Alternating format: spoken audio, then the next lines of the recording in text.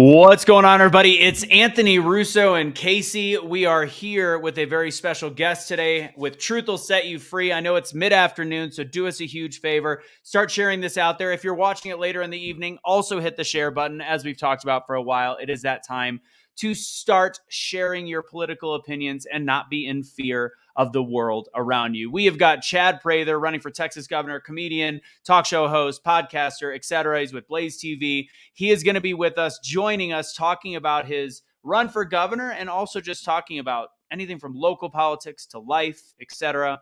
All these things. Kaecey, what do you think? I'm super excited. I've followed him for a long time. I've watched a lot of his shows on Blaze. I'm looking forward to this conversation. It's going to be awesome. Excellent. Again, guys, do us a huge favor. Hit the like button, hit the share button, hit the thumbs up button. Do whatever you can to create the algorithm. We still have technically 20 days where we are being banned on purpose from Facebook because, again, you can't share an FDA quote.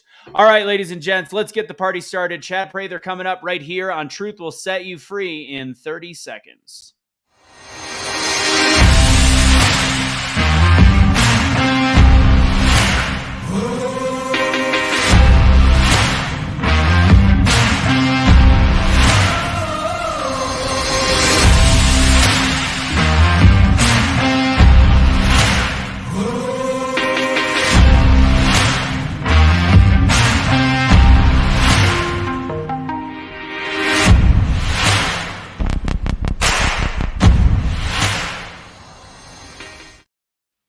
That's right, ladies and gentlemen. Truth Will Set You Free. Special interview with candidate for Texas Governor Chad Prather. Keep hitting that share button. Keep hitting the like button. Keep hitting the hearts button. All of the above. It is time to get the party started. Ladies and gentlemen, we've got Kaecey with us. He's going to drop behind, and I'm going to bring Mr. Prather up. Ladies and gentlemen, with no further... Bye, Kaecey. I know. It's sad. It's terrible. All right, ladies and gents. Introducing to the stage, Mr. Chad Prather. What's going on, Chad? How you doing? Uh-oh. How do we lose your audio? Might have lost your audio. Try it again. Is he frozen? We had a whole conversation. We were good. Should have never taken him off the screen. Here, go ahead and drop out for me and drop right back in. It should fix it. Let's see if we can get his audio. It's so funny when we have the conversations and they're completely good until we bring them on camera, and then all of a sudden the audio is out. We never know why that happens. Let's see. Check 1, check 2. Why? We still don't hear you. I hear you.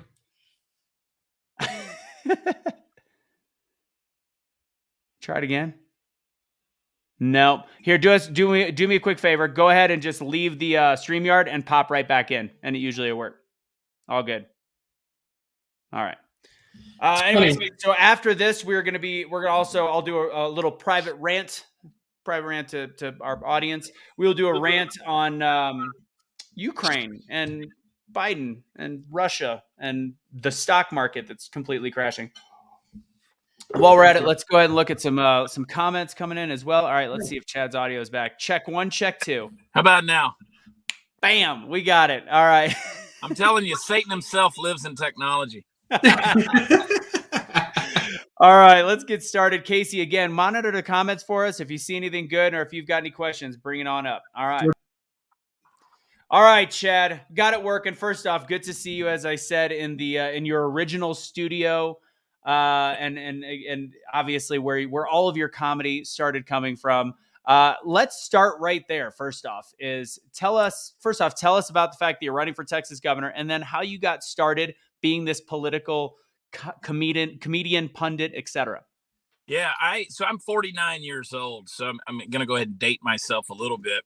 I went to the University of Georgia, and while I was there, I took a very strong interest in the fact that the professors there on campus were not teaching the things that I believed, right? And so college professors have always gone beyond just teaching the subject. They also interject their philosophies, right? And I was hearing a lot of things. I was like, this really bothers me. So I realized that I was in a very progressive universe. And for 1991, we didn't even think of the word progressive. I just knew that this was not how I grew up. These weren't my values. So I started writing for the campus newspaper from a conservative, what I realize now was a conservative perspective. And I would write these articles every week, and it became kind of a popular thing. And then as I got older, I kind of held on to, that fight, right? That fight for people's individual liberties, and the fight for people to govern themselves. And I was actively involved, and people would have me come in and speak because I traveled all over the world, right? I would go out and do medical and mission work, and I would do humanitarian aid. So I spent a lot of time in third world countries. You'd come back from those third world countries, and people want you to come in and tell your stories. And so I was always in front of people talking, and I was always a values driven person. And part of my values is small government, limited government, and liberty. And so as I got older, I realized that I kind of had the gift of gab. And so I started doing radio, and I started doing some television stuff. And while I was, I'd be on my way to the studio to do this stuff, and I would just pop my camera phone up on the dashboard of the truck and start talking about whatever I was thinking about while I was sitting in traffic. And I posted on Facebook and YouTube, and people started watching this crazy stuff. So I always say, historically, I'm a real good time waster. And the thing went viral, right? It went viral. My mother called me on the phone. She said, "Chad, I'm concerned." I said, "What about?" She said, "Well, I heard you're sick." I said, "I'm not sick." She said, "Well, somebody at church said you're viral." and I said, "Well, they're talking about my Facebook and my Twitter." She said, "You're too old to be messing with your Twitter."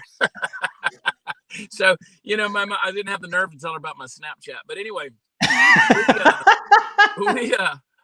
one thing led to another, and I got into the world of podcasting, and wound up with a show on Blaze TV for the last 4 years. They gave me, it evolved from a podcast to doing a nightly television show, 4 nights a week at least. It's more like a television show now, but you can get it where podcasts are offered. We thought long and hard about a real creative name, and we came up with the Chad Prather Show. That's good stuff right there. It's good stuff. It's original. Don't hide that talent in a bushel basket. That's a gift. Don't hide that light, baby. But back in 2015, it got really, really intense for me because we were in those primary races between what ultimately became between Donald Trump and Hillary Clinton. And I can remember pulling over on the side of the road in Texas, and I had a thought, and all these people were running in the primaries. And I said in a video, trying to figure out which candidate to choose is like trying to figure out which venereal disease you're most okay living with for the next 4 to 8 years. And at the time, people will crucify you for saying that. The people who love Donald Trump, they'll crucify. I didn't get Donald Trump in 2015. Like, I didn't understand that at all. Right. That was a phenomenon that I just couldn't grasp. I actually, to tell you about Trump, I got him better in 2015 than I did right before the election. The only savings grace that made it easy for me was that he was going against Hillary. I still was in between on Donald. And I'm like, the reason I voted for him then was either he is going to actually fix the country or he is literally going to burn it down to the ground so we could restart. Yeah, he kind of did both in a weird way, but anyways, continue. Well, when I went into the voting booth to vote in 2016, I tell people, I said there were 2 boxes. There was Hillary Clinton and not Hillary Clinton, and I voted for not Hillary Clinton. And so that's what, I went out and I was like, okay, hey, we voted for the Republican guy. I had no idea that we had just basically voted for people to lose their freaking minds and start drawing, with crayons in safe space and rock in the corner, sucking their thumbs, humming "Jesus Loved Me," and I was like, I had no idea that the world was about to go woke and just lose their minds in terms of this kind of stuff. But here we are, right? So it's been a journey for me. And so back in 2020, I was actually sitting at a dinner table with Donald Trump Jr. In South Dakota. It was July the 2nd. We were waiting on Donald Trump Sr. to come speak at Mount Rushmore the following night for the 4th of July celebration, which was going to be on July 3rd at Mount Rushmore.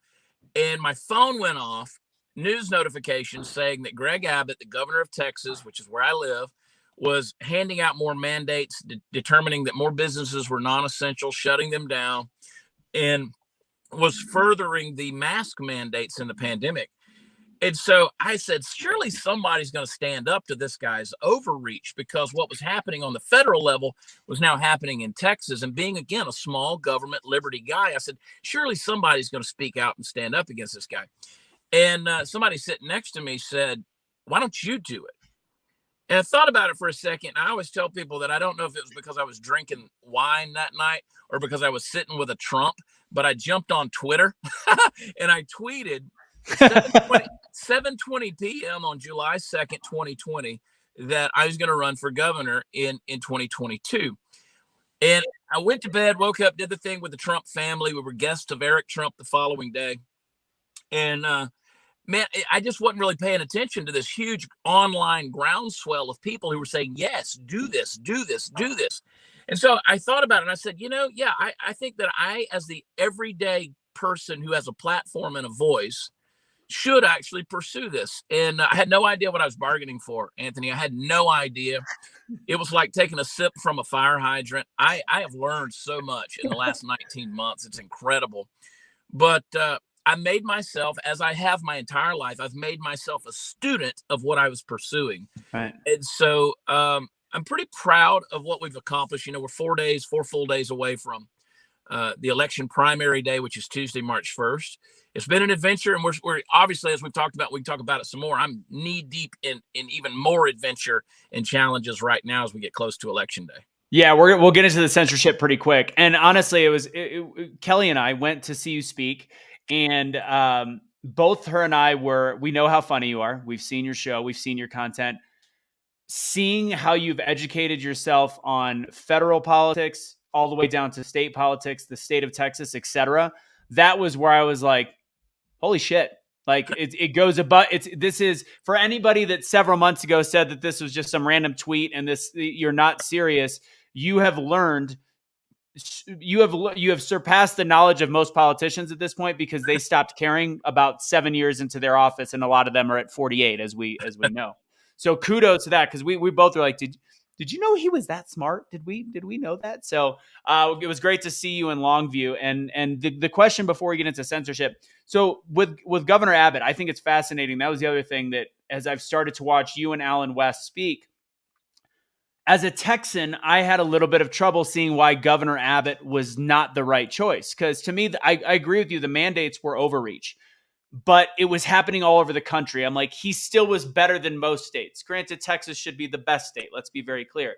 But then you started opening my eyes to a lot of the issues with Abbott. So before we get into censorship, what are some of the key speaking points on why, although we are running on the Republican ticket and we're all going against essentially the Democrats, why not Abbott? Yeah, that's a good question, Anthony. I voted for the guy twice. Let me be clear. So I'm not one of these, hey, let's get this guy out. There were some issues that I had, but they weren't that big of a deal until the shutdown started happening. And people say, and it is real easy to look back and go, well, we came through it. He lifted the mandates. But the problem is he played arsonist and firefighter through that process. He lit the fire, put it out, then patted himself on the back for putting it out faster than others put theirs out. That was not good enough for me. So once I jumped in, I started looking at some things, and it was I started exploring those sneaking suspicions. What was bothering me about this governor? And I realized some things, and it's evolved. And so I'll give you my summary. We always say, don't California my Texas, right? And that's a great little saying, and it sounds good. And we say, oh, we're Texas, we're the best. Everything's bigger in Texas. We got a humble arrogance. We walk a little bit taller, a little bit prouder. Our heads are up, our chests are out. But I realized we don't lead the state. We don't lead the country in anything. The only thing we're number one in of a significant value is we're number one in much metropolitan areas in how big our property taxes are. That's not a good thing. So we rank 38th in the nation in spending. We should be number one, right? But in terms of exorbitant spending, we're way up there. We are in the high 30s, low 40s for education, healthcare opportunities, so many other things. But this governor in 7 years, and he's been in office almost 30 years. So he is the epitome of a career politician. These are getting up there close to Joe Biden numbers, right? We keep putting guys like Mitch McConnell and Lindsey Graham and Nancy Pelosi and Chuck Schumer and Joe Biden back in office under the guise of they can win. Well, we know they can win. Problem is, why do we keep letting them win? 30 years in Austin is a long time. And in that period of time, he's increased spending in the state by $48 billion. And so That's a 19% increase in spending. And where that becomes significant is we've only grown in population by 5.4%. So the spending is expanded far beyond what our population can sustain. So if we continue with this pattern, and there's no indicator to say we're not going to, we've got about half a dozen years, about 5 or 6 years before we really look like California. Yeah. We're in a problem. So we know our property taxes, metropolitan area #1, overall state, we're ranked 6th in the nation. The border crisis continues to go on. We know the federal government is not coming to our aid. They're not going to help us out in any way, shape, or form. And when they do, it comes with strings attached, which is unfortunate. We know what happened last February with the energy grid. We were 4.5 minutes away from being in the dark ages, 4.5 minutes away from looking like North Korea. People say, you poor Texans couldn't handle some cold outside. I say, it wasn't that it was cold outside, it was cold inside, and 200 people died. We shouldn't have had that. And so on and on the list goes. But the biggest thing, Anthony, is not that he spent $295 million on contact tracing of taxpayer monies, which that's bad. Not that he didn't care about the GOP priorities in this last 87th legislative session in June. But the fact that he's violated our constitutional rights about 16 times in the last 18 months. How many times does somebody have to violate your rules? Let's say you hired a security team to watch your property and you said, hey, don't mess with my kids, don't touch my wife, and don't come into my bedroom unless it's emergency. If they did that one time, you'd fire them and get another team. Right. So here's a guy who's done it at least 16 times, and he's not doing anything about the border. I don't care what he said on Tucker Carlson, he's not. And so I said, it's time to get government out of our life. We woke up on September 1st to 666 new laws in our life. Interesting number, but I didn't go to bed. I didn't go to bed on August 31st wanting 600 some odd new laws in my life, but we're continually legislating ourselves to death. Government's gotten out of control. We've got what I call the blueberries in the chili, which is Dallas and Fort Worth and El Paso and San Antonio and Houston and Austin. And somebody said to me from a newspaper recently, they said, if you made it to Austin, do you think you could handle it since Austin's not like the rest of Texas? I said, well, that's very telling. I said, we should make Austin like the rest of Texas. Yeah, exactly. I don't know if it'll happen, but. So the bottom line is we know that Texas is not the Texas that most Texans think it is anymore. Under Rick Perry, we were ranked 19th in spending, and now we're 38th, 40th under Greg Abbott. So we've got to change this. Our state agencies have expanded and grown so beyond bloat that we don't know what to do with them. We've got all these tyrannies. I'm going to say this, I'm going to hush. But we've got medical tyranny, we got corporate tyranny, bureaucratic tyranny, educational tyranny, judicial tyranny, media tyranny, big tech tyranny. It's a lot of tyrannies. And all of these things are these boots are on our neck, and we've got to do something about it. Agreed. And we're going to have Kaecey come up with a quick question before we go on. But yeah, you can come up, Kaecey. But the one other thing, I've listened to you and Alan West, and somebody asked in the comments, I've been trying to arrange the same thing with Alan as well. To have an interview just like this. I got to see both of you guys speak, and both of you really, from an educational perspective, somebody that follows politics, you guys really did educate me so much on the differences and that we think Texas is so great, but it is not perfect. And before Kaecey asked the question, the big issue that I've been seeing, obviously, from my end, looking at land purchases, is the Chinese buying of land in the state of Texas. How is that a governor's role where they can monitor that or essentially make that not happen? Because it seems like it's a dangerous territory that we're walking in, especially seeing what's happening in Ukraine and what could happen in China. Well, we see what happened when Joe Biden pulled the troops out of Afghanistan. China immediately with their Belt Road, they immediately started inroads into Afghanistan because they want the lithium that's in the soil. China is out of arable land. They don't have any farmland left in China. That's why they own so much of Africa. That's why we saw the outbreak of COVID in Ethiopia, because they do a lot in Ethiopia, a lot in Italy as well. They've started to buy land here in America as well, and a lot of it in Texas. So we've got to make doing business with foreign entities that are our stated enemies. We got to make that illegal. All right. Yeah. You can't do that. We're not going to do business with the CCP. Now, this governor, Greg Abbott, he actually sent a congratulatory letter to the CCP, congratulating them for 70 years of rule in China. Now they are a living, breathing human rights violation when you consider what they do with the Uyghur slaves and so on. But he also bragged about doing a $10.8 billion trade deal with China, between China and Texas. I don't like that at all. You say, well, it's money. Well, money is not just money. Okay. It comes with other things. And so somebody said to me recently, said, oh, as governor, you're just going to tell people what they can do with their land. It's like, it's not about being the governor telling you. It's just, there's some things you can and cannot do with your land. Right. I can't go put a cemetery on my land. I can't just sell my land to ISIS for them to put a training camp out there. Right. There's things that are dangerous. And just like right now in Bandera, Texas, people are wanting to put a 2,000 acre solar farm out there. Well, it's going to ruin the town of Bandera, which is the cowboy capital of the world, northwest of San Antonio. And you know, they're going to walk away and leave it, and it's money for them. But hey, what about your neighbors? So we've got to think about things like that, and certainly doing business with nefarious actors like China, we've got to make it legal. Yeah, especially, I mean, we've got they have a wind farm that got set up, the windmills. Outside of Texas, right by the Air Force Base. And I mean, anybody with a good telescope, that's just right in. I mean, it makes zero sense that wasn't a stop put to by the one person that could make it stop, which is the governor. Right. Kaecey, what question do you got for Chad before we get into censorship? Yeah, one of my questions was actually a little bit on talking about the election. And I know it's really difficult to unseat an incumbent, like to be able to take over. But my question is, who do you think is your biggest challenger? And what do you think the best thing is that they bring to the table? So, you know, it's funny. And you're right, Kaecey. It is statistically impossible, especially in a state like Texas, to unseat an incumbent governor, especially one that's got big tech and the mainstream media actually working for them. You know, they try to say, oh, he's this big bad. But people in Texas are going, hell yeah, that's our guy.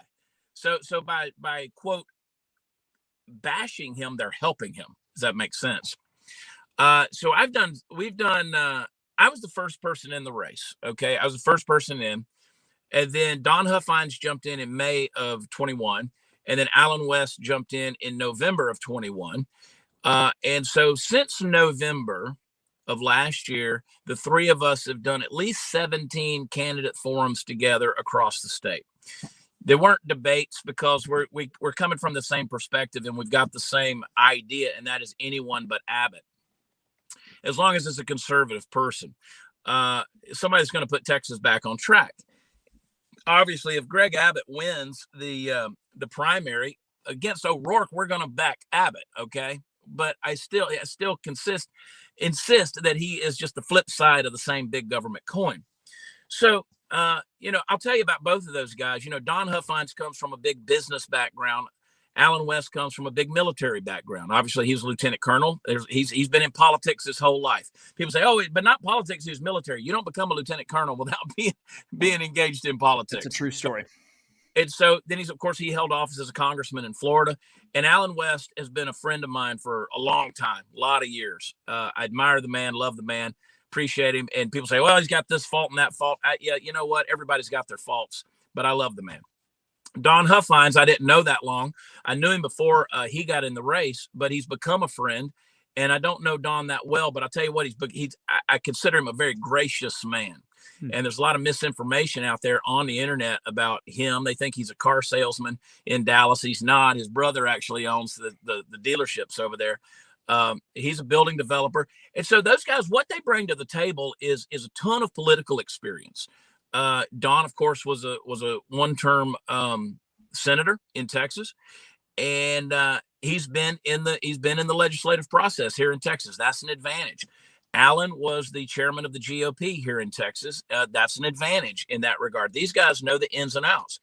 I'm the dark horse. I'm the barbarian at the gate. I'm the non-politician. I'm the guy who's talked about politics, made fun of politics, and now he's actively involved in it.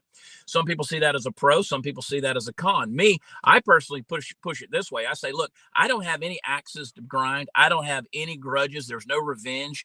I'm after Abbott and getting government out of your life and letting the priorities of the people of Texas rule and reign. Let that be how we decide everything. But I think either one of those gentlemen would make a good governor in the state of Texas. We'll talk about the censorship in a little while, but I'll just allude to this. You know, Don Huffines called me on the phone 2 nights ago. He was somewhere and I was somewhere in Texas.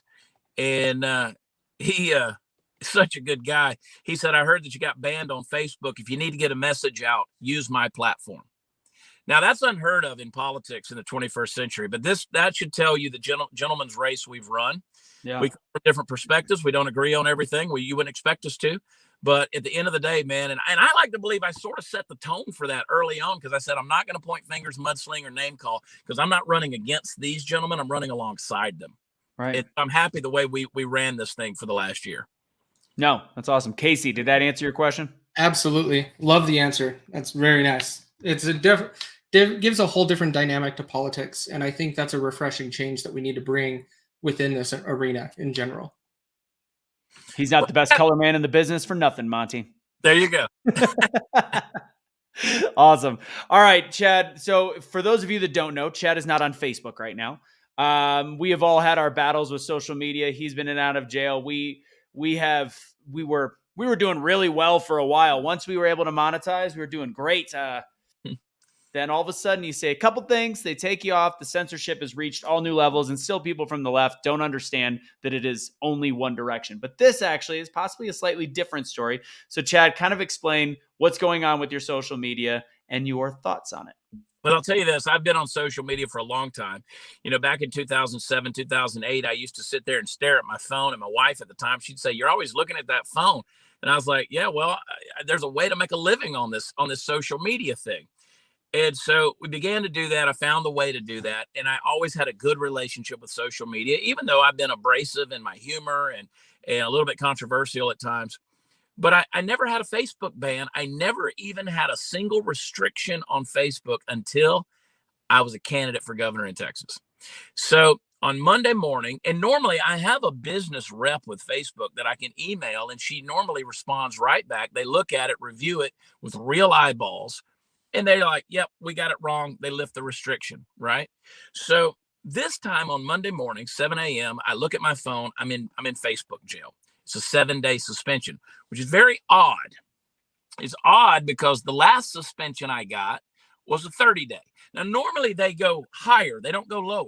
Right. So they get a 24-hour, a 3-day, a 7-day, a 30-day, and then they'll usually keep you at a 30-day deal. This, they gave me a 7-day. Well, the significance of that is we were 8 days away from election day. So the last 30-day suspension I got, they lifted after 3 days because they reviewed it and said, yeah, we got this wrong. So they gave me a 7-day suspension. So she emailed me back and she said, we'll take a look at this, but I'm going to loop in my colleagues to take a look at that are better, that can help you with your governor campaign. Now, I never said anything about my governor campaign. I just want to know, I wanted you to review the restriction, because the restriction, there was no excuse. There was no reason for the restriction. They just said, hey, you're in a 7-day jail. And they posted some pablum comment that I responded to somebody. And I'll tell you what I said. I made the comment because somebody was coming at me and they said, you look at all the media documents. You guys are a bunch of, or look at all the documentation. Y'all are insurrectionists for what happened in the Capitol and all this. And I said, well, you need to go pull the FBI documents that said that no insurrection happened. And not a single charge. That's what the ban was for, by saying, hey, go look at the actual FBI documents. Wow. And by using the word insurrection, probably. Probably. It's something that normally would be cleared right up. Now, that being said, the guy she referred me to, he emailed me and he said, I'm going to take a look at this and we're going to circle back.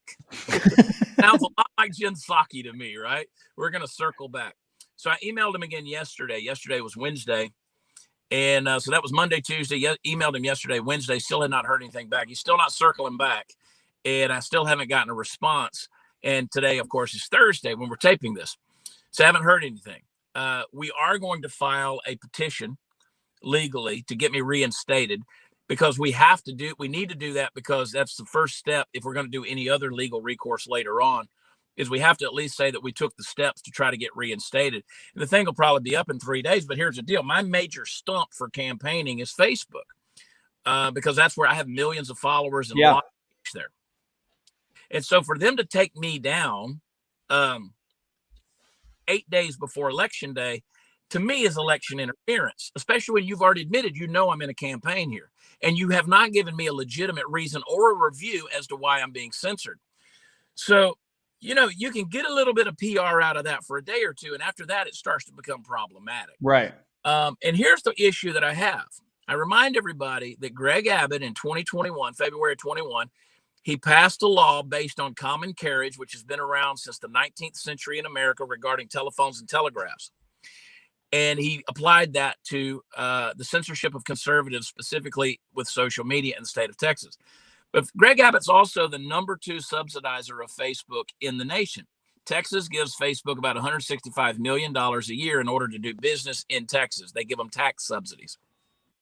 So the similarities and the coincidences are very awkward at this point. I would say so.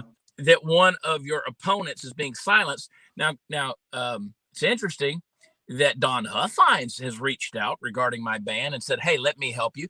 Greg Abbott, who's just as much my opponent as Don Huffines, has not said a word about this. It has not said a word about this. And I know for a fact, because I've talked to the upper echelons of government in Texas in the last 2 days, I know he knows about this, but he's strangely silent. So there's other evidence of election interference. I've already gotten emails today about certain poll watchers that are mine that are getting kicked out of polling places because of some technicalities that nobody's ever heard of. The poll workers are emailing me about this, or not the poll workers, but people who are, can see what's happening. And the various other things are going on that are very nefarious on the state level. It's very interesting to watch.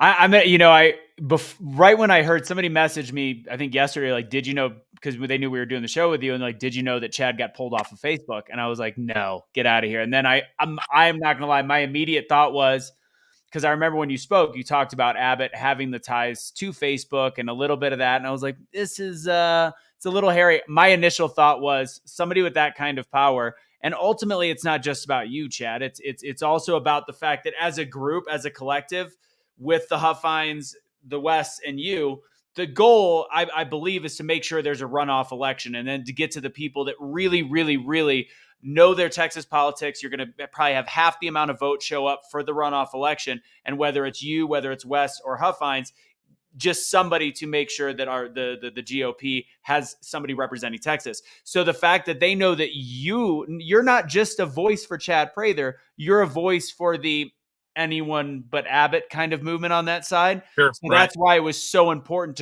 to crippling you is much more important than hurting Allen or Huffines in that sense. So I immediately thought that same thing. Something is to it. Yeah. No, this has national security implications. This is election interference. It's election meddling. There's a reason why in Texas they dropped the election meddling from being a felony to a misdemeanor. I don't know if people realize that or not. It needs to be a felony. It could be the people who are in charge, the administration in charge, are the ones who are actually meddling. And so they took the opportunity to reduce it to a misdemeanor. So this is a bad situation. I mean, this really should go all the way up to Congress, quite honestly. This could be a watershed situation of clear tampering with an election on the part of big tech. And we're not going to back away from it. This is a real deal. And people say, oh, well, and by the way, Anthony, to anyone listening, there are no reliable polls in Texas for this primary. Any poll that you see out there was conducted, paid for, and promoted by the candidate that's putting it out. So there's no reliable polls. Plus, it's very difficult to poll my supporters because many of them have not ever voted in a primary. Some of them haven't voted in 30 years. And I know that. I mean, I'm getting the messages. We're voting for the first time in our lives, some of them say. And these are people who have gotten actively involved. They're crawling out from under the rocks, man, because they love freedom and they want a non-politician. They like my barbarian, my politically incorrect style. Right. So, and I'll shoot straight with you, right? I'll shoot straight with you. If I don't know, I'll tell you I don't know. Right. But that's where we are, man. You don't know. But I've had people who said, oh, well, you're only polling in the single digits. Well, maybe that's true. But how many digits do you have to poll in before your vote counts? Before meddling in elections matters, before free and fair elections need to be defended. I don't care if you're polling at 1%. It still matters. especially in the conversation regarding election integrity these days. So we'll see what happens on this deal. We're in the fight right now. I got to get to Tuesday. And I want to say, folks out there who have helped share our message, thank you. I'm still on Twitter, still on Instagram. Right now, the Instagram story is one of the best places to get updated information every night, because I'm not doing the Chad Prather show. We're not taping right now because we won't be back until Wednesday because we're getting through this election. Might be a good time to hop back on it real quick just to be able to. Well, what I'm doing is I'm going live. I'm going live on my YouTube channel, Chad Prather's YouTube channel, every night at 6:00 Central.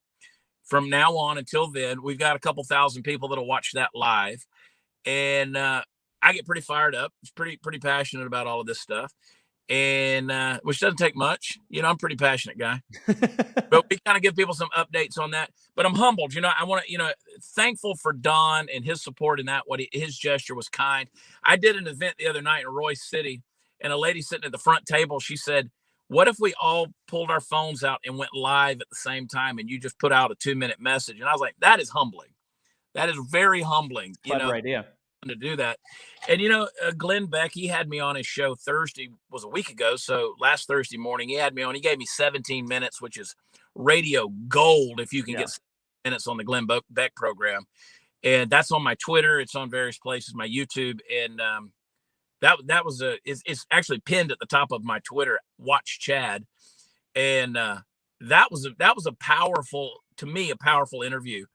Because we exposed a lot of things that need to happen. And it was like God just kind of settled on the room there and gave me a lot of liberty to say the things that I said. Yeah. And I'm going to wrap up censorship real quick, and we'll get into some other stuff just about life and creating change. Sure. But I got 2 questions. First off, did you notice, and this is where our and again, this is all about big tech. And big tech to me, big pharma, big tech, those 2 things are the biggest bane of the existence of the United States of America, personal opinion. Did you notice after the election in January, because you have a huge following, did you notice your engagement levels drop drastically after January of 2021? Well, I'll tell you, it was worse in 2017. Really? So for me, people kept saying, "Oh, you made money because Trump got elected." I would have made a lot more money if Hillary had gotten elected, because you wouldn't have the Cambridge Analytica, you wouldn't have the Russian collusion, you wouldn't have the meddling, the Facebook ads, all of that stuff that went down. Things would have continued as normal. They wouldn't have felt the need to censor it. But so I have 2 blog pages, Anthony. One is chadprather.com and one is politicalcowboy.com. They both have different content on there, but we update them all day throughout the day. Politicalcowboy.com, prior to Trump getting elected, was getting about 750,000 unique visitors a day. That's a lot.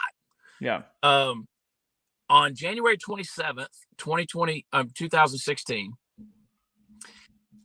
January 27th, just a week after the inauguration, that engagement went from 750,000 unique visitors a day down to 3,000 a day.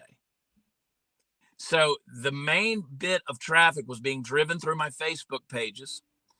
That ended. Wow. I could post something up there. Boom. It ended. And you said that was 2017? That was 2017? That was 2017. Yeah, I think it's 16 a minute ago. But it was January 27th of 2017. You could see the graph just go whoop, just like that. It was done. It was done. I mean, we went from, as you alluded to earlier, once you got monetized, you can make a little money, right? You could drive some traffic here and there. You can make some money. That business ended, brother. It was done. Yep. Now we're seeing quicker restrictions. Like I said, I've never been in Facebook jail. Somebody said, "Man, do you really want to take Facebook to court? They're going to talk about all your restrictions." I'm like, I wear that like a badge of honor, man. I've been telling the truth, and they want to restrict me. But I went on Instagram and I did a screen recording of all my restrictions. I think I've only ever had like 8 or 10 total in 10 years of using Facebook for a living. So anyway. My 2 this year. One was when I used the FDA quote about now we're just going to have to try it out on our children. They didn't like that one. I literally was just sharing the exact quote. And then, so that was my first time ever getting a warning. I'm incredibly careful about my words.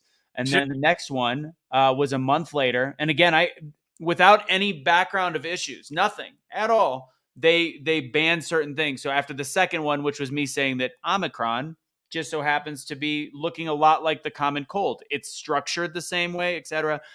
And that one ended up being the one that demonetized, took everything down. 2 warnings in my whole Facebook existence took it down. And we did January of 2021. We went from 600,000 engagements all the way down to 100,000, 80,000, and had to work our way back up. We did. Those 2 things happened, back down. So it's a fun ride. And Kaecey, before you ask the one question coming from the crowd, do you remember what happened to Tulsi Gabbard in 2020? She obviously incredibly intelligent, killed it on the first debate stage. Everybody and their mother was Googling her, and everybody knows how the presidential election works. You have to get a bunch of unique donations of $5 or more, right? And you have to have a certain amount of, is it web searches, or it's something kind of arbitrary how to get into the next one. And randomly Google, just her page crashed. Who knows why? She is not a typical Democrat. We're clearly seeing that now. And it's amazing what big tech can truly do. And honestly, I don't think anything ever came from that. I know she tried suing, but I think that it kind of went nowhere. No, I was on an airplane with Tulsi. We sat next to each other on an airplane. And we talked about that very thing. Interesting. And she just shook her head. Because it's a reality, but you know, they've got you by the short hairs, you know. And I tell people, I said, imagine it's 1890 and they're going to run the telegraph lines across America, but they're not going to come to your town because they said, oh, you know, there's a bunch of religious zealots in that town. We're not going to give them telegraph, or, you know, the telephone lines are running through. It's 1930 or whatever. And they're like, nah, this neighborhood is not going to get telephone because their political views are a little weird. We would never apply that to that. But, you know, that's where common carriage laws came from. But now we're going to do it with social media, and we're just going to say, that's fine. Let it go. And we're paying for it right now, because in all honesty, Tulsi is somebody that if she would have gotten more traction, I don't think she would have won the Democratic nomination, but she would have been in line for vice president. And I think that would have been a game changer, because you would have had a moderate politician in there. And right now we know what's happening with Joe Biden. That's a whole cluster F. But right now, nobody wants to pull the plug on Joe because Kamala is right there. Even the left is like, that was a bad idea. But if we had Tulsi in there, we'd at least have some kind of confidence in our federal government to go, all right, Joe, time to step down. I agree. It's dangerous. Kaecey, what's the question up there? Yeah, so one of the questions, I lost track of it in the comments, but I got it. And you got it in there. But it's about what would be your plan? I know Abbott has done some things around the border and the immigrants that are coming into Texas. What would be your idea or plan into tackling that? So, you know, my big argument is that Greg Abbott has only dealt and addressed the border issue as a campaign issue. So a while back, a couple of months ago, I posted 7 headlines of things Greg Abbott said he was going to do about the border. And it sounded great. The only problem was they were headlines from 2014. So he's saying the same thing again. When he was on Tucker a couple of weeks ago saying they were building the wall, they're not building the wall. They're on private property, erecting 1.3 miles of border panels. That's it. It was a photo op, okay? So what's happening on the border is a nightmare. So the first thing we've got to do is we got to disincentivize the reason illegals are coming to the border. They're coming to the Texas border, by the way. When you turn on the news, it's always a Texas border. It's not New Mexico, Arizona, or California. It's Texas. We got to realize that they're coming here for healthcare, education, welfare, and housing. We're subsidizing that with your taxpayer dollars. We got to disincentivize that. But we've got to deport and we've got to defend. We definitely have to deter and detain. We have to detect, but we've got to deport and we've got to defend. Now, self-deportation is a great thing. We should add about 12 to 14% transaction fees at Texas banks, so that when illegals try to transact money or transact business at a Texas bank, that 12 to 14% charge goes back into Texas. They'll self-deport on that. Oklahoma actually does that now with a 1% charge, and they put about $15 million in their bank every year, in Oklahoma every year. We could do billions in that regard. We're way bigger than Oklahoma, and we would put a much more exorbitant charge on there. But we've got to stop with the stash houses. Title 8. Code 1324 says that you can't aid, hide, or transport illegals. That's exactly what we're doing. In McAllen, they're flying out of the airport by the thousands every day. Out of Del Rio, they're being bussed out into the interior of the country.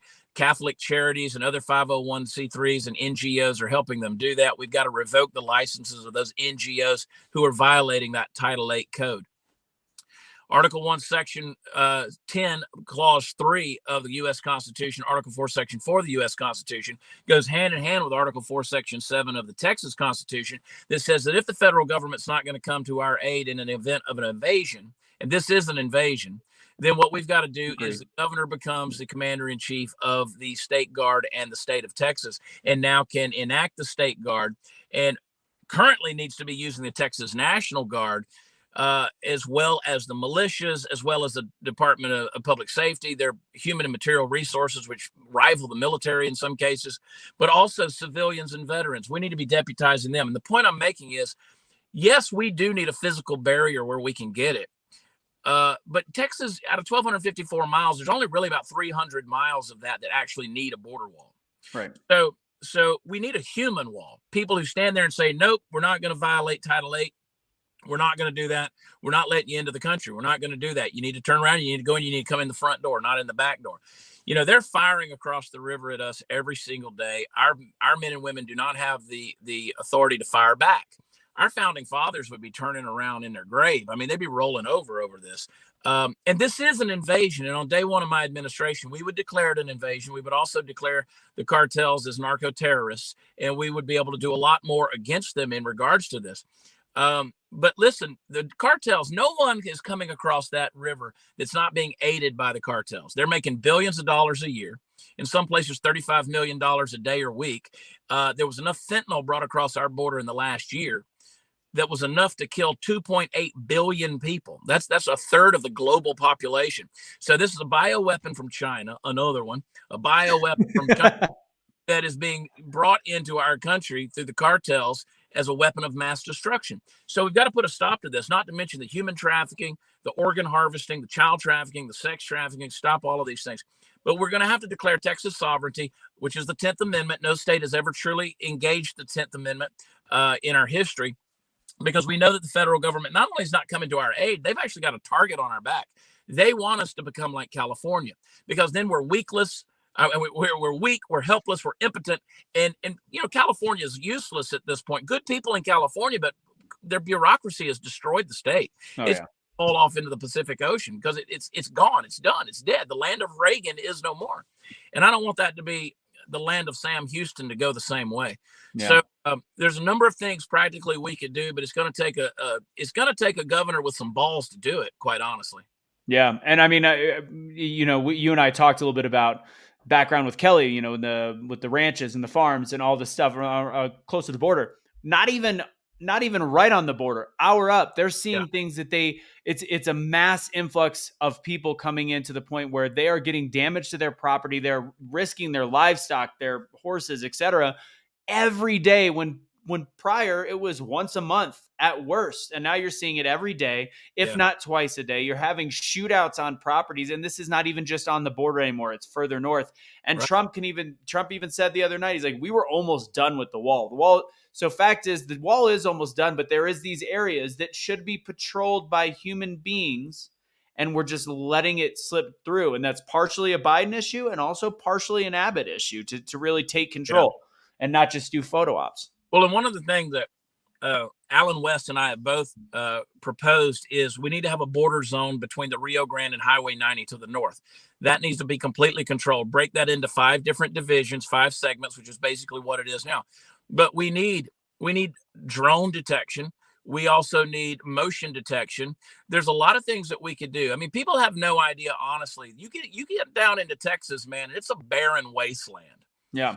So you talk about humanitarian crisis. I know ranchers who walk out, you know, they go out to hunt or whatever. They're going through their land. They got, 30,000 acres, and they find human remains that have been there for like 3 years. That people, they were just left behind. The coyotes and the drug mules and all of these people, they just, if they're weak, they just leave them behind.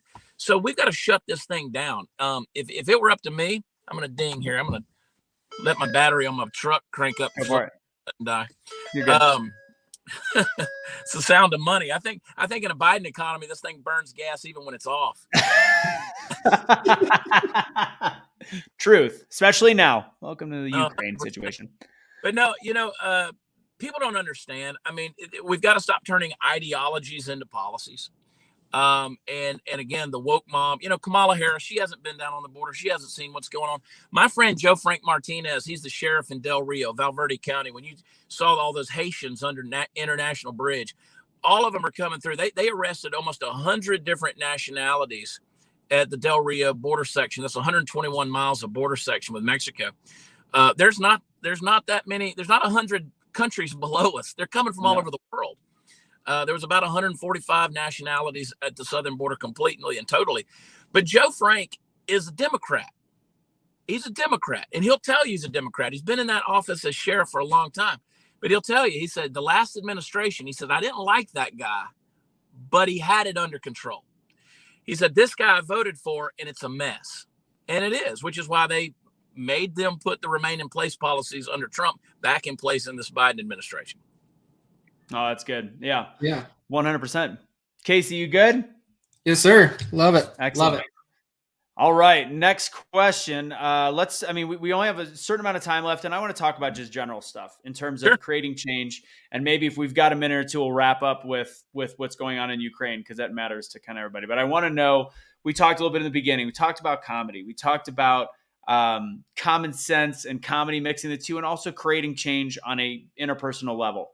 What is your philosophy on how we can change the world as individuals?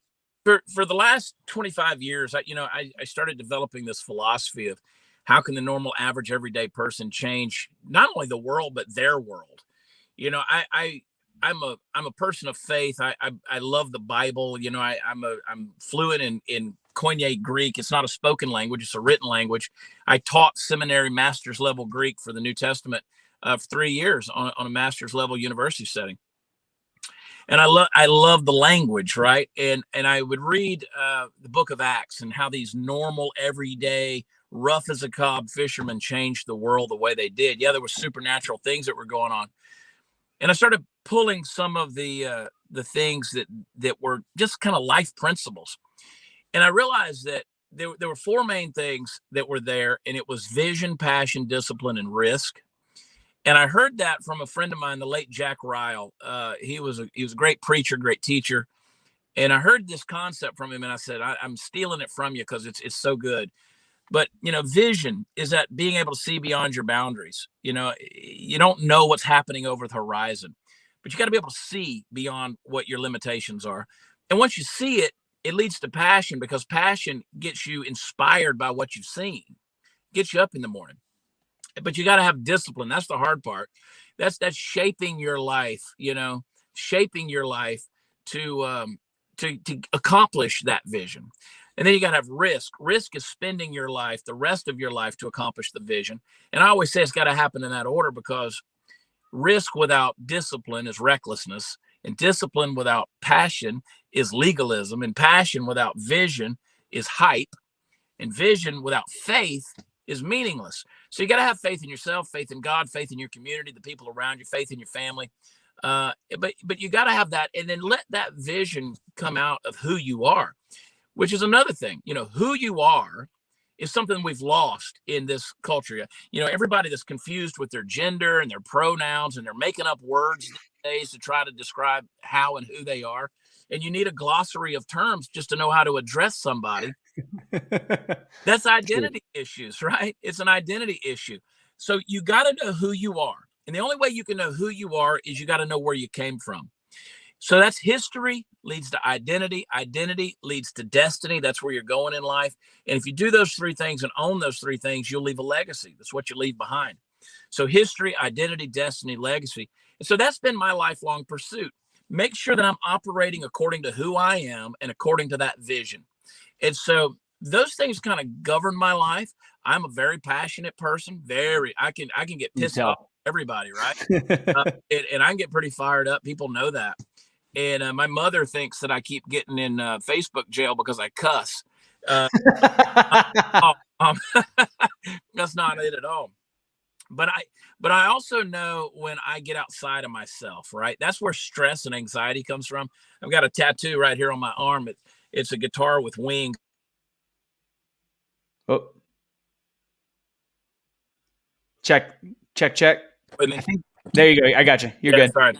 I You're had a good. call that came in. No, Yeah. there's a tattoo on the arm right there that says rhythm of life. You know, when you get in rhythm with your life, not anybody else's life, you get in rhythm with your life, it's going to be successful. And I think when you get in rhythm with truth, not your truth, my truth, I don't believe in all that stuff. You can have your story, but it's not your truth. There is the truth, and that's it. And so you get in rhythm with that, and life is successful, and you will change things. You will, by the very nature of your existence, change the world you live in. Walt Mason, he's got a great poem that was written 100 years ago. He said, there's a man in this world who there's a man in this world who's never turned down where every chance is to stray. He gets a glad hand in populous town and out where farmers make hay. Greeted with pleasure in deserts of sand and deep in the aisle of the woods, wherever he goes, there's a welcoming hand. He's the man who delivers the goods. And I always say, I want to be the man who delivers the goods. I want to bring something of substance every time I show up. And I believe that comes from having vision, passion, discipline, and risk. Spend your life to accomplish that vision.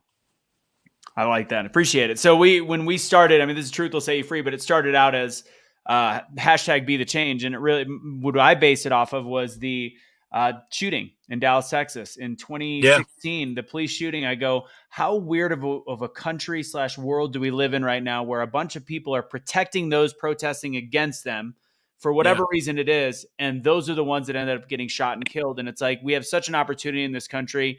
And I do believe there is still a purpose for protests, but protests are to create awareness. But when there's an opportunity for action, take action in your own life, take action in the lives of the people around you, and feel the flow of what you are meant to do. And that will immediately create the change, like you said, not just in your own life, but the world around you. Because if you can't change yourself and can't get yourself ready, you're not going to be able to actually create that change and that ripple effect to the world around you. So couldn't agree more. I'm about to feed the trolls because Kaecey just said, don't feed the trolls. Because I have a question. I know that you have trolls. We've got one troll in this comment box, which is, pretty good. And sometimes we quiet them. But what do you do about trolls? Your opinion on trolls? And this guy's been going off, and I don't want to give him too much attention, but I think this is an interesting. This is this comment to me makes me laugh. Hyperbole mixed with hollow bravado is the first sign of appeals to ignorance, which I find is funny. Hollow bravado to a guy that's deciding to actually run for governor to create change. Take that away. Let's just talk about how do you deal with trolls in this troll world that we kind of live in these days. Social media. Don't feed the trolls. But the troll behavior is, I've said recently that Justin Trudeau is what it looks like when you give an internet troll power. When you give a weak person power. The thing about trolling is you want attention. You want somebody to acknowledge you. So it's a narcissistic behavior. It's also Machiavellian. And you want someone to bolster you up. I don't engage in trolling because I only have so many moments on this earth to live. And I don't want to waste my time with that, right? You live your life, I'll live mine. I used to have a license plate that said, I be I, you be you, okay? And I think that's a good philosophy. Be yourself and don't worry about it. I've got a video that I did years ago where I talked about going into a gas station and getting a breakfast biscuit, and you ate it.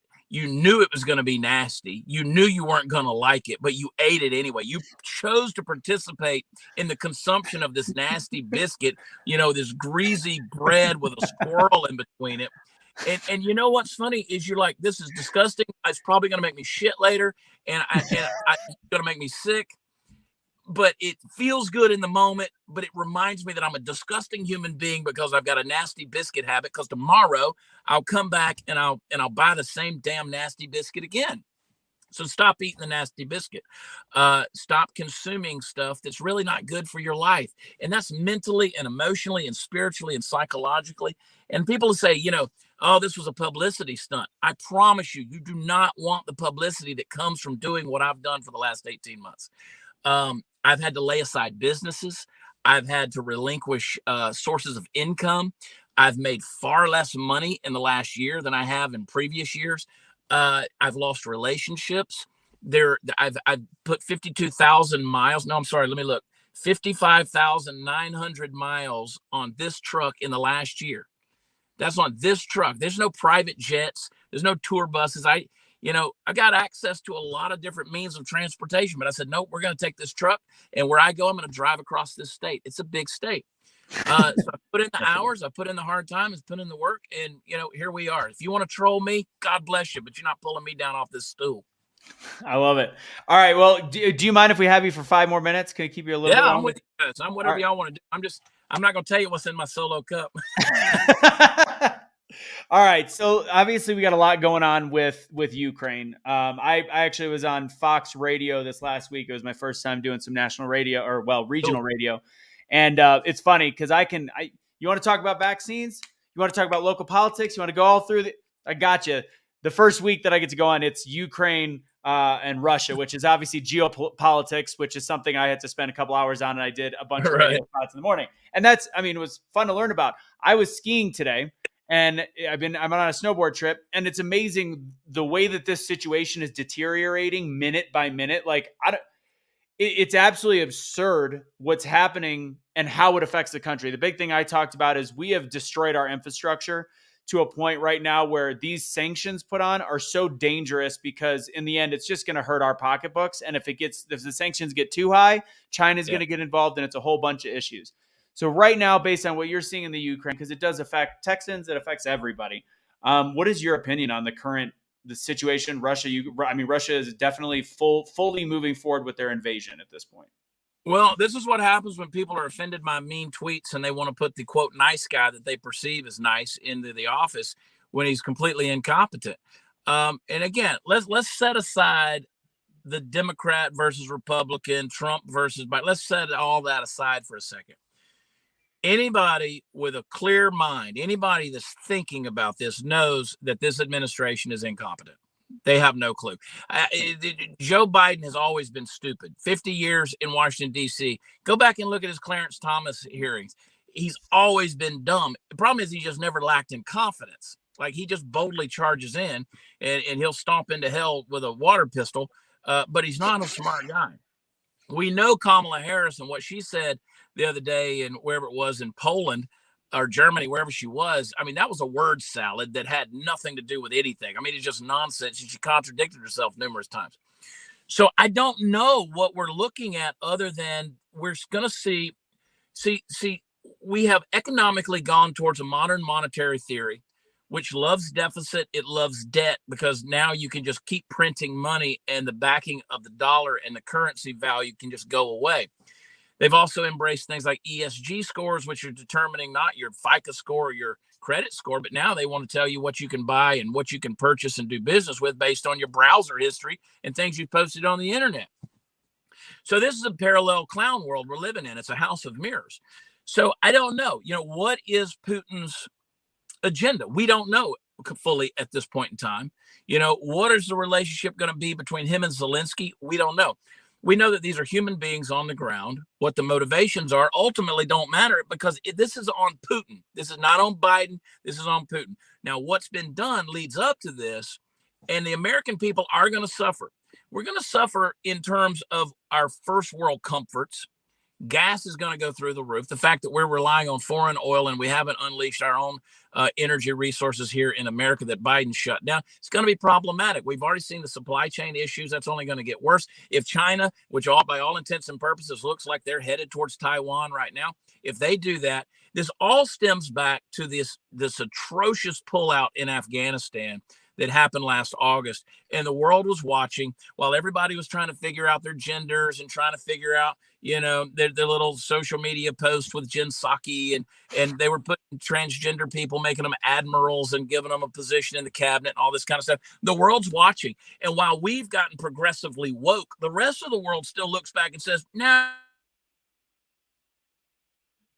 Yeah, exactly what you're saying. We're looking at, we just hired somebody that has, that calls Fauci daddy, apparently brilliant. Apparently he's brilliant, but there's certain things that when they're on your social media and you have a certain belief system, maybe you're not a right fit to be a leader in this country on certain jobs. Just throwing that out there. And again, other countries, China changed their national song or their anthem 4 years ago to essentially talk about taking over the world. It was pretty scary if you actually listen to the words of the new Chinese or CCP anthem or whatever, like we have our national anthem. And then you look at what Russia's doing. We don't really know. But ultimately, does it fall on Biden? Yes and no, because ultimately we are the peacekeepers of the world, no matter if we want the job or not. That's just who we have been for however long. And our sign of perceived weakness has become a really big issue at this point. And because he's talking about ramping up all these things back home that he essentially shut down, we have to ramp these up at a record pace right now in order to survive. I would not be surprised in Texas if we're not seeing $4 gas prices by the end of next month. Oh, I think you might be muted, Chad. Or it might be the same thing with that call coming in. Check. Go ahead and go back really quick. Go in and out, and then we'll wrap up the show. I'll have Kaecey come back up. Sorry about that, Chad. Oops, sorry, Kaecey. You do it. You got it. We cancel each other out like we planned to not do, and we still did. Right. So we'll have Chad come back on. We'll wrap up the show. I kind of want to ask him one more question about the convoy. We'll leave each other on, see what he thinks of the convoy, and we'll go ahead and wrap up. Check 1, check 2. How about now? You got it. Can you hear me now? And to your point, I heard what you're saying, Anthony. To your point, I encourage people, get some food supplies. Keep enough cash on hand to for a week, right? Do some things to prepare. Take care of yourself. Learn how to grow some food if you don't know how. Get a generator. Get a little fuel to make sure your vehicles have fuel in them, because it could get very dicey. We already saw that. They can shut our world down real quick. We saw that in 2020. You never know what's going to happen, and at some point in time, we may have to become very self-sufficient in the direction that we go and stop being so governmentally dependent on their systems. The government was never designed for you to be dependent upon it, and we're starting to see that that's a nightmare reality. Yeah, and I'm going to rephrase my statement because our troll did bring up a point. I said the U.S. is the world's police officer. I'm saying I don't think we should be, but we have to look at some of the agreements that we have made, and I think that was a big issue in Afghanistan. We had an agreement with those people, and we broke it. Once we break it once, we could break it twice. Once we break it twice, we might as well break it 3 times. And at that point, who is going to make an agreement with the United States of America? It's an empty promise. Well, and I'll say this and hush, to the point about, look at Texas, right? If you look at America and it was a puzzle, right? You set it up and all the states are a piece of the puzzle. You pull Texas out, the whole thing crumbles, right?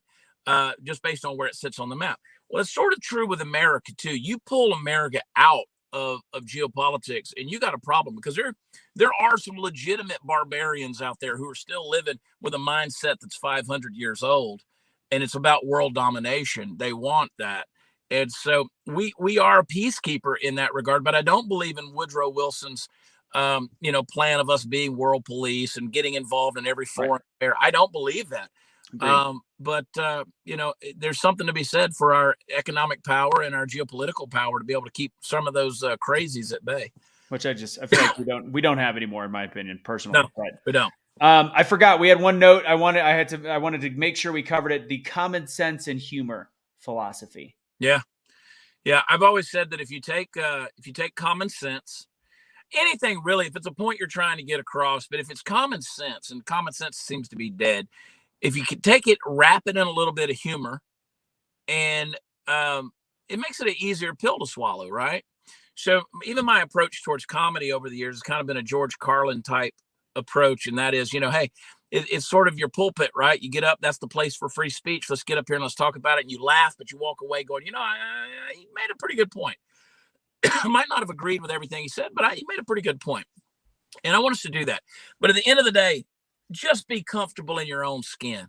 I mean, be comfortable, be who you are. That's why we can have these internet glitches right here and come back and keep on with the conversation. And we haven't lost anything, right? Right.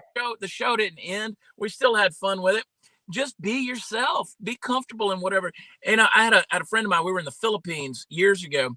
One of my mentors, he was 72 years old at the time. He's dead now. And we were riding in the back of a pickup truck up into these mountains 4 hours. And he's 72 years old. He's bouncing around. And we kept looking at him and we said, "Are you okay?" And he goes, "It's just another way to spend a day." I love that attitude. And that is my motto in life. It's just another way to spend a day. Well, I'll let you wrap up. Kaecey, you got anything else for Chad? No, sir. No, Well, sir. before you go, Chad, before you give your final words, I think one of the biggest things, and you know, I as I said, I got to meet you and I on West, and one of the things you said in the very beginning or very end of your speaking is we think that we don't know what poll you talked about today. We don't know what polling is. We don't know what it's an accurate poll in the state of Texas.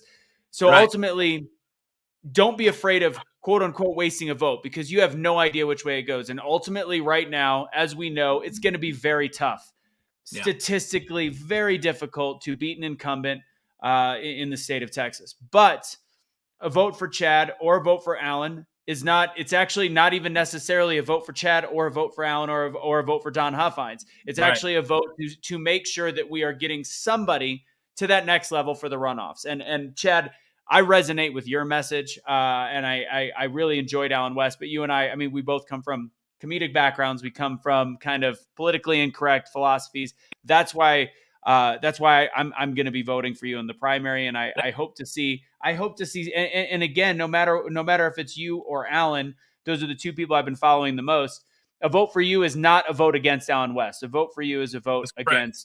against the incumbent, Mr. That's correct. Abbott. I appreciate you saying that. I'm humbled by that, and I'm working hard to make sure that not only I continue to earn that support, but make sure that you value it in the days ahead. We've got a lot of support. It's a really good thing, and a lot of people don't understand how primaries in Texas and primaries work different in different states. But in Texas, it doesn't split the vote. It just tries to get the incumbent below 50%, so it forces them into a runoff. And people say, well, look, if I don't get but 4% of the vote, that's 4% that the incumbent didn't get, and it helps the overall cause. I think we're going to do far better than that. I think that what I'm getting, the feedback I'm getting, it's amazing what's happening on a grassroots level. And if nothing else, I've been able to show people that a voice that's passionate with a vision can go out there and really change the world. I love it. Well, Chad, that's a great way to end. Kaecey and I are going to wrap it up. If you wait backstage for 2 minutes, we'll say hi and we'll thank you. And I would love to do this again. Either as you are running in the runoff or after that, I'm going to be working more probably with Jeff Crilly. I believe as though you've been to his studios before. I love Jeff's an old Yeah. friend. Absolutely. Great guy.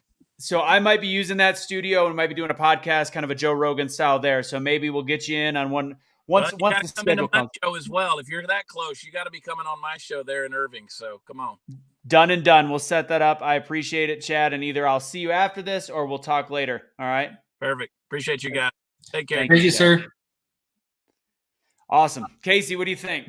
Freaking amazing. I wouldn't expect anything less. Like, Chad is exactly who he is. And that's where one of the things that I told you as soon as he announced, he needs to be the governor of Texas. And that's where I am a huge fan. And I've been since day one as soon as he announced he's running. And I wouldn't expect anything different from him. He's an awesome personality. He was upfront, honest. He's not your traditional politician. He's exactly what people need to vote for and have running in their areas to change their communities. 100% agreed. So again, guys, thank you for joining on this show. Please share it out. I know this is earlier than usual. I got to come down off the mountain and get this interview in. Probably worked out well because my shoulder is currently throbbing as I separated it yesterday. But if you like any of the gear that you see on the show, Kaecey is wearing the Keep On Truckin' for Freedom shirt right there. You can get that. What you have? I know you set something up on the website today. Oh, yeah, because it turns out CPAC is now Awake Not Woke is their theme. So we've got that. Let's see if we can help partner with them to sell some merchandise. What do you say? Yep, CPAC 2022. Well, CPAC 22 will give you 22% off of everything in the store starting today. And so you'll see some of that stuff coming up. I've got some screenshots and stuff I've been watching from CPAC today. And yeah, it's all over. And they did a little segment on Awake Not Woke stuff earlier that I missed because of a meeting, but I'm going to clip that out and show it out. Love it. So awakenotwokestore.com. And again, I hope you guys enjoyed it. I think he's a really genuine guy. To the troll, to GH. Okay. So just to make the statement, I didn't misunderstand you. I think you mistyped the fact that he had false bravado. I can see the issue you have a secession, but I'm a Texan. I'm not opposed to it. Just throwing that out there. Anyways, take it easy, guys. I'll come back on in a little bit. Give a little rant, give a little rave, talk about my thoughts. Kaecey's going to be sharing some stuff from CPAC, and nothing like the cheap commercialization of marijuana. Trump was the cheapest. God, people just hate Trump. People just hate that. They're talking about how he's calling Putin smart right now. And they're talking about how dangerous that is to the world. Putin is smart. I don't like him. I think he's a horrible person. So does Trump. But you could call a spade a spade. Putin is being much smarter than our current president right now. Yeah. Well, and the other thing is people are freaking ridiculous. Go back and look it up. Hitler is probably one of the most intelligent leaders that we've had. He had this ability to lead people and manipulate people. Yeah. And that takes intelligence, whether you want to believe it or not. Yeah. You know what?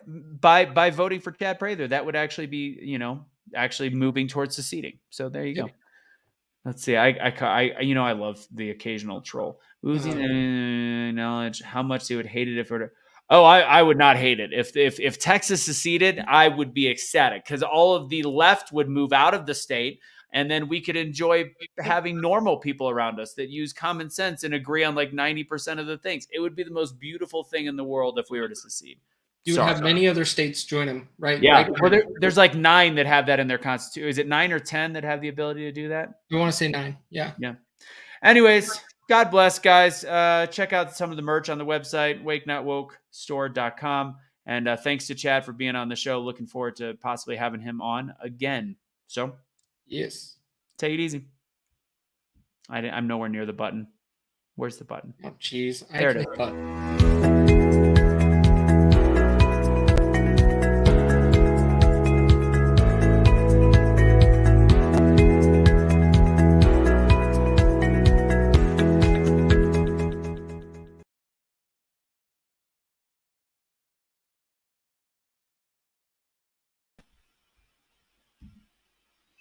Seriously, you're going to be nice at the end of the show? It really much appreciated, GH. I'm glad you stuck around for the whole interview. Not opposed to having a few people have dissenting opinions.